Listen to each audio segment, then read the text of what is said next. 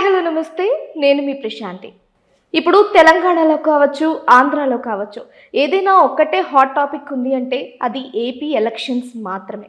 మే 13న అత్యంత రసవత్తరంగా ఎలక్షన్స్ అయితే కంప్లీట్ చేసుకున్నాయి. మరి ఈ ఎలక్షన్స్ తర్వాత ఏ పార్టీ అధికారం చేజిక్కించుకోబోతోంది? ఏ పార్టీ గెలుపు గుర్రాలెక్కబోతోంది?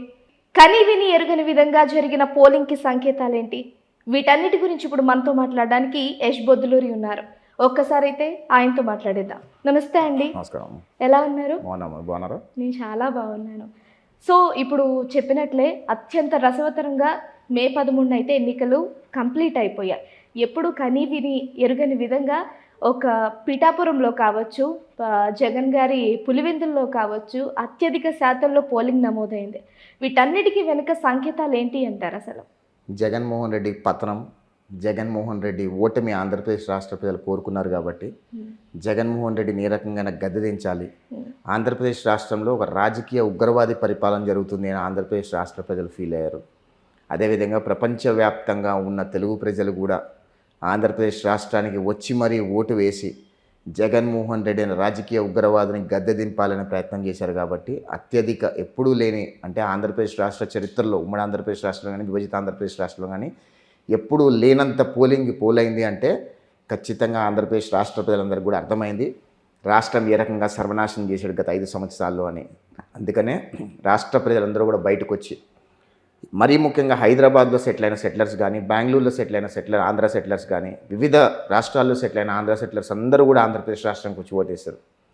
ప్రపంచవ్యాప్తంగా ఉన్న తెలుగు ప్రజలు అమెరికా నుంచి ఆంధ్రప్రదేశ్ రాష్ట్రానికి, లండన్ నుంచి ఆంధ్రప్రదేశ్ రాష్ట్రానికి, సింగపూర్ నుంచి ఆంధ్రప్రదేశ్ రాష్ట్రానికి, అట్లా దాదాపు 1,00,000 మంది పైగా ఎన్ఆర్ఐలు కూడా ఆంధ్రప్రదేశ్ రాష్ట్రానికి వచ్చి ఓటు హక్కు వినియోగించుకున్నారు. అంటే ఆంధ్రప్రదేశ్ రాష్ట్రాన్ని జగన్మోహన్ రెడ్డి ఏ రేంజ్లో సర్వనాశనం చేస్తున్నా అర్థం చేసుకున్నారు. కాబట్టే జగన్మోహన్ రెడ్డి ఓటమికే ఈ పోలింగ్ సంకేతం.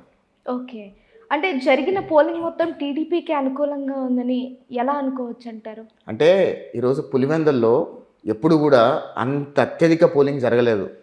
పులివెందుల ప్రాంత ప్రజలకు కూడా జగన్మోహన్ రెడ్డి అనేవాడు ఒక నరహంతకుడు అని పులివెందుల ప్రాంత ప్రజలు కూడా ఫీల్ అయ్యారు. నేను అమెరికా నుంచి ఆంధ్రప్రదేశ్ రాష్ట్రానికి వచ్చి 45 రోజుల ముందు ఆంధ్రప్రదేశ్ రాష్ట్రంలో అడుగుపెట్టి ఆంధ్రప్రదేశ్ రాష్ట్రంలో 57 నియోజకవర్గాల్లో పర్యటించి క్యాంపెయిన్ చేసి జగన్మోహన్ రెడ్డి వల్ల ఆంధ్రప్రదేశ్ రాష్ట్రం ఎలా సర్వనాశనం అయిపోయింది అని చెప్పే ప్రయత్నం చేశాం. కడప పులివెందుల్లో కూడా నేను క్యాంపెయిన్ చేశాను. పులివెంద వీధుల్లో నేను క్యాంపెయిన్ చేస్తున్నప్పుడు కూడా చాలామందితో మాట్లాడినప్పుడు చాలామంది చెప్పింది ఏంటంటే, సొంత బాబాయిని అతికిరాతంగా గొడ్డలి పొట్టుతో నరికి చంపించేసిన జగన్మోహన్ రెడ్డి ఓడిపోతేనే ఆంధ్రప్రదేశ్ రాష్ట్రానికి పట్టిన దరిద్రం వదులుతుంది అని పులివెందుల ప్రాంత ప్రజలే అన్నారు.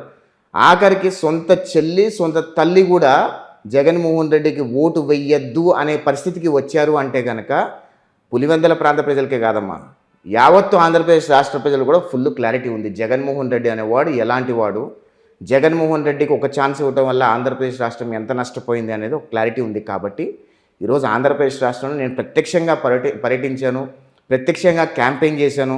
రాయలసీమ జిల్లాల్లోనే ఎక్కువ క్యాంపెయిన్ చేశాను నేను.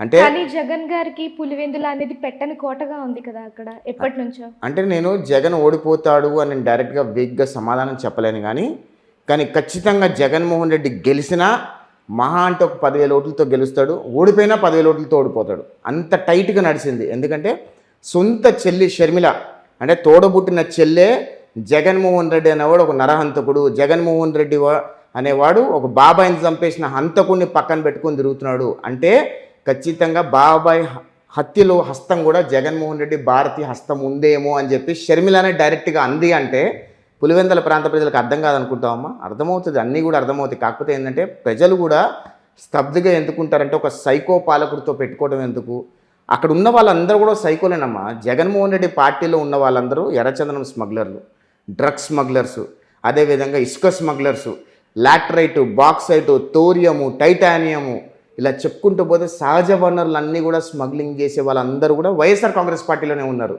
ప్రజలకు అందరికీ అర్థమైంది. కాబట్టి ఈసారి ఆ పోలింగ్ ద్వారా సరైన సమాధానం చెప్పాలనుకున్నారు, చెప్పారు. రేపు జూన్ 4వ తారీఖు నాడు జగన్మోహన్ రెడ్డి ఓటమి ఎంత భయంకరంగా ఉండబోతుందో జగన్మోహన్ రెడ్డికి అర్థమైంది. కాబట్టే లండన్ పారిపోయాడు అని నేను అనుకుంటున్నాను. ఓకే, అంటే వార్ వన్ సైడ్ అయిపోయింది అనుకుంటున్నారు? 100% తెలుగుదేశం, జనసేన, బీజేపీ కూటమి గవర్నమెంట్ ఫామ్ చేయబోతుంది. జూన్ 9వ తారీఖు నాడు చంద్రబాబు నాయుడు అనే నేను అనేది యావత్తు ఆంధ్రప్రదేశ్ రాష్ట్ర ప్రజలు వినబోతున్నారు. ఓకే. అంటే పులివెందులలో షర్మిల కావచ్చు, సునీత కావచ్చు, చేసిన ప్రచారం కానీ, చేసిన అభ్యర్థనలు కానీ మొత్తానికి ఫలిస్తాయంటారా? 100% ప్రజలను పిచ్చోళ్ళు కాదమ్మా, ప్రజలు చాలా తెలియగలవాళ్ళు, ప్రజలు చాలా చైతన్యవంతులు. జగన్మోహన్ రెడ్డి అరాచకాలని కల్లారా చూశారు. ప్రతిపక్ష పార్టీ కార్యకర్తల్ని దాదాపు 1200 మంది పైగా జగన్మోహన్ రెడ్డి పార్టీ చంపేసింది గత 5 సంవత్సరాల్లో. దాదాపు 90 మంది తెలుగుదేశం పార్టీ నాయకుల మీద దాడులు చేసింది. అంటే ప్రత్యక్షంగా పోలీస్ స్టేషన్ తీసుకెళ్లి కొట్టడం కానీ, దొంగ కేసులు పెట్టడం కానీ అలా చేశారు. అదేవిధంగా జనసేన పార్టీ కార్యకర్తల్ని, వీర మహిళల్ని ఎంతమంది హింసించారు, వేధించారో మనం చూసాము. సామాన్య ప్రజల్ని, ప్రశ్నించిన సామాన్య ప్రజల్ని కూడా చంపేశారు. అంటే జగన్మోహన్ రెడ్డి పరిపాలనలో చంపటాలు, నరుక్కోటాలు తప్పితే అభివృద్ధి, సంక్షేమం అనేది ఎక్కడా లేదు. అప్పు తెచ్చి సంక్షేమం చేసే పనికిమాలిన ముఖ్యమంత్రి భారతదేశంలో ఎవడన్నా ఉన్నాడు అంటే అది జగన్మోహన్ రెడ్డే. ఈ జగన్మోహన్ రెడ్డి వల్ల ఆంధ్రప్రదేశ్ రాష్ట్రం నష్టపోవడం కాదు, యావత్తు భారతదేశం పరువైపోయింది. ఎందుకంటే ఆంధ్రప్రదేశ్ రాష్ట్రంలో 2014 నుంచి 2019 వరకు పెట్టుబడులు పెట్టడానికి ప్రపంచ స్థాయి పెట్టుబడిదారులు వచ్చి పెట్టుబడులు పెడితే 2019లో ఒక్క ఛాన్స్ అని గెలిచిన జగన్మోహన్ రెడ్డి ప్రపంచ స్థాయి పెట్టుబడిదారులందరినీ కూడా ఆంధ్రప్రదేశ్ రాష్ట్రం నుంచి తన్ని తరిమేశాడు. ఎగ్జాంపుల్ కియా మోటార్స్ ఎప్పుడైతే ఆంధ్రప్రదేశ్ రాష్ట్రంలో ఇన్స్టాల్ అయిందో దానికి అనుబంధ సంస్థలుగా 2.5 లక్షల కోట్ల రూపాయల పెట్టుబడులు ఆంధ్రప్రదేశ్ రాష్ట్రంలో పెట్టుబడి పెట్టాల్సింది. కానీ అవన్నీ కూడా బెంగళూరు వెళ్ళిపోయి అక్కడ పెట్టుబడి పెట్టాయి. అంటే కియా మోటార్స్ అనుబంధ సంస్థ 2.5 లక్షల కోట్ల రూపాయలు ఆంధ్రప్రదేశ్ రాష్ట్రంలో పెట్టుబడి పెట్టుంటే దాదాపు ప్రత్యక్షంగా 40,000 మందికి ఉపాధి కలిగేది, పరోక్షంగా ఒక 2 లక్షల మందికి ఉపాధి కలిగేది. అంటే ఆంధ్రప్రదేశ్ రాష్ట్రాన్ని ఏ రకంగా సర్వనాశనం చేశాడో రాయలసీమ ప్రాంత ప్రజలందరికీ కూడా అర్థమైంది. అందుకనే జగన్మోహన్ రెడ్డి ఓటమిని జగన్మోహన్ రెడ్డి చేతులారా అంగీకరించాడు. కాబట్టి ఈరోజు వైసీపీ వాళ్ళే రిజల్ట్స్ రాకముందు మేము ఓడిపోయాము, మేము ఓడిపోతున్నాము, మా మీద దాడులు చేస్తున్నారని చిలక పలుకులు బరుగుతున్నారు. ఎగ్జాంపుల్, తాడిపత్రి నియోజకవర్గంలో ఒక డిఎస్పి చైతన్య అనే వ్యక్తి, వేరే జిల్లాకు సంబంధించిన డిఎస్పి తాడిపత్రిలోకి వచ్చి తాడిపత్రిలో గొడవలు చేయించే ప్రయత్నం చేసి జేసీ దివాకర్ రెడ్డి ఇంట్లో తాడిపత్రి నియోజకవర్గంలోనమ్మా ఒక డిఎస్పి చైతన్య అనే వ్యక్తిని తీసుకొచ్చి పెట్టారు. వేరే జిల్లా డిఎస్పి అన్న ఆ జిల్లా డిఎస్పిని తీసుకొచ్చి తాడిపత్రిలో పెట్టి మారణ హోమం సృష్టించే ప్రయత్నం చేశారు. ఆఖరికి ఎలక్షన్ కమిషన్ కూడా అసలు పక్క జిల్లా డిఎస్పి ఎందుకు తాడిపత్రిలోకి వచ్చాడు అని చెప్పి ఆగ్రహం వ్యక్తం చేసే స్థాయికి వచ్చేసారు. అంటే తాడిపత్రి జిల్లాలో డిఎస్పి చైతన్య అనే వ్యక్తి అక్కడ ఎమ్మెల్యే కేతిరెడ్డికి బూట్లు నాకే వ్యక్తి అని చెప్పి మేము ఎప్పటి నుంచో ఆరోపిస్తున్నాం.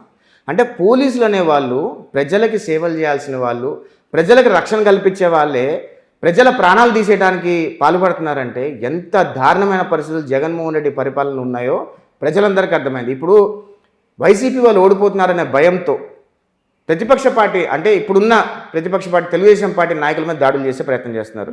ప్రశాంతతకి మారు పేరైన చిత్తూరు, తిరుపతిలో కూడా మన పులివర్తి నాని గారి మీద ఎంత దారుణమైన అటాక్ చేశారు. మీ అందరికీ ఒక విషయం చెప్తానమ్మా, పులివర్తి నాని గారి కొడుకు పులివర్తి వినీల్ చాలా కామ్ గోయింగ్ వ్యక్తి, చాలా మాస్ వ్యక్తి కూడా. పులివర్తి నాని గారి మీద జరిగిన దాడి తర్వాత ఒక్కసారి పార్టీ ఒక అర్ధగంట సేపు కళ్ళు మూసుకుంటే కనుక పులివర్తి వినీల్ అనే వ్యక్తి ఎవరు, పులివర్తి నాని గారి కొడుకు చెవిరెడ్డి భాస్కర్ రెడ్డి ఫ్యామిలీని లేకుండా చేసిన దమ్ము పులివర్తి వినీల్కి ఉంది. కానీ తెలుగుదేశం పార్టీలో సభ్యత సంస్కారం అనే ఒక అడ్డొచ్చి కాబట్టి ఆగిపోయాడు. లేదంటే పులివర్తి వినీల్ని ఒక అర్ధగంట సేపు వదులుంటే చెవిరెడ్డి భాస్కర్ రెడ్డి ఫ్యామిలీని మొత్తం లేపేసి ఉండేవాడు. అంటే అధికారం లేదు కాబట్టి ఒక్క క్షణం ఆలోచించారనుకోవచ్చు కదా. అధికారం ఉన్నా అధికారం లేకపోయినా మ్యాటర్ అది కాదమ్మా. మన ప్రాణాల మీదకి వస్తే మేము ఎంత దూరమైనా వెళ్తాము అని సంకేతాలు ఇచ్చే దమ్ము మాకు ఉంది. కాకపోతే తెలుగుదేశం పార్టీలో చంద్రబాబు నాయుడు గారు ఏంటంటే సభ్యత సంస్కారం, మర్డర్లు ఇవన్నీ వద్దు అని అంటూ ఉంటారు. అందుకని అడ్డు కట్టేసి ఆగిపోతున్నారు, మా చేతులు కట్టేస్తారు చంద్రబాబు నాయుడు గారు. ఒక్కసారి చంద్రబాబు నాయుడు గారు ఒక అర్ధగంట సేపు స్టేట్ మీది అని పరిటాల శ్రీరామ్ గారికి, జేసీ అస్మిత్ గారికి, పులివర్తి వినీల్ గారికి, దూలుపాలి నరేంద్ర గారికి, జూలకంటి బ్రహ్మానందరెడ్డి గారికి, ఇలాంటి వాళ్ళకు ఒక అర్ధగంట సేపు స్టేట్ను వదిలేశారనుకోండి, ఆంధ్రప్రదేశ్ రాష్ట్రంలో వైసీపీ రౌడీ మూకలు ఎవరెవరైతే ఉన్నారో వాళ్ళందరూ కనుమరుగైపోతారు. చీడ పురుగులందరినీ ఏరేస్తారు వీళ్ళంతా కూడా. వీళ్ళకి అంత కెపాసిటీ ఉంది, అంత దమ్ముంది. కాకపోతే ఆంధ్రప్రదేశ్ రాష్ట్రంలో తెలుగుదేశం పార్టీ కార్యకర్తల్ని చంద్రబాబు నాయుడు గారు చేతులు కట్టేసి మర్డర్లు వద్దు, ప్రశాంతతగా ఉండాలి, మన సభ్యతా సంస్కారంతో ఉండాలి అని పదే చెప్తారు. కాబట్టి ఆగి ఉన్నాం తప్పితే ఒక 5 నిమిషాలు మాది కాదు అనుకుంటే వైసీపీ వాళ్ళకంటే భయంకరమైన దాడులు, వైసీపీ వాళ్ళకంటే భయంకరమైన మారణ హోమాలు సృష్టించే దమ్ము, ఆ గుండె ధైర్యం మా అందరికీ ఉంది.